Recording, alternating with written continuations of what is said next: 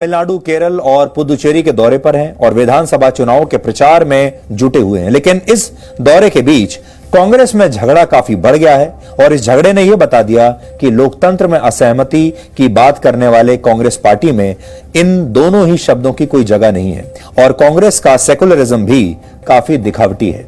असल में धर्मनिरपेक्षता को लेकर कांग्रेस बातें तो बहुत बड़ी बड़ी करती है, लेकिन पश्चिम बंगाल में उसने वहां की एक कट्टरपंथी पार्टी इंडियन सेकुलर फ्रंट के साथ गठबंधन कर लिया और यह पार्टी कुछ ही दिनों पहले बनी थी। यहां ध्यान देने वाली बात यह है कि लेफ्ट पार्टियों ने भी इसी के साथ मिलकर चुनाव लड़ने का ऐलान किया है। सोचिए, वैसे तो लेफ्ट पार्टियां धर्म के नाम पर राजनीति का विरोध करती हैं, धर्मनिरपेक्षता की बात करती हैं और लोगों को गुमराह करती हैं, लेकिन अपने फायदे के लिए ऐसी ही पार्टियों से हाथ मिला लेती हैं जिनका राजनीतिक ढांचा ही सांप्रदायिक विचारों से पूरी तरह से संक्रमित होता है। इसे समझने के लिए आपको इस पार्टी के बारे में थोड़ा सा और जानना पड़ेगा, जिस पार्टी के साथ कांग्रेस पार्टी ने मिलकर चुनाव लड़ने का फैसला किया है। इंडियन सेकुलर फ्रंट नाम की यह पार्टी हुगली के पीरजादा अब्बास सिद्दीकी ने बनाई है और वो फुरफुरा शरीफ मजार के धार्मिक गुरु हैं और उन पर कई बार भड़काऊ और सांप्रदायिक भाषण देने के आरोप लग चुके हैं।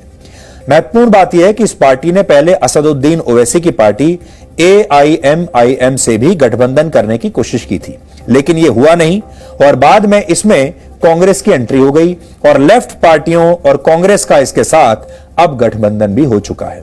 अब कांग्रेस और इसके गठबंधन का विरोध इसलिए हो रहा है क्योंकि कांग्रेस खुद को एक धर्मनिरपेक्ष पार्टी बताती है, दावा करती है कि उसकी राजनीति सांप्रदायिकता के खिलाफ है, लेकिन सच यह है कि उसने पश्चिम बंगाल में सिर्फ चुनावी राजनीति के लिए एक ऐसी पार्टी के साथ हाथ मिला लिया जिसका झुकाव पूरी तरह से कट्टर पंथ की ओर है। आनंद शर्मा ने भी आज इसी पर सवाल उठाए, जिसके बाद लोकसभा में कांग्रेस के नेता अधीर रंजन चौधरी ने भी उन पर पलटवार किया। दिन भर कांग्रेस नेताओं के बीच झगड़ा चलता रहा और आनंद शर्मा पर अपनी ही पार्टी से हमले तेज हो गए। जो पार्टी खुद को निष्पक्ष बताती है, अभिव्यक्ति की आजादी की बातें करती है, उसे आनंद शर्मा की बातें ही अब अच्छी नहीं लग रही। ऐसा क्यों हुआ, यह भी समझिए। आनंद शर्मा ने पार्टी के नेतृत्व पर सवाल उठाया। उनका इशारा सीधे सीधे पार्टी के नेतृत्व यानी गांधी परिवार की तरफ था और शायद यही वजह है कि वो पार्टी के कई नेताओं के निशाने पर आ गए।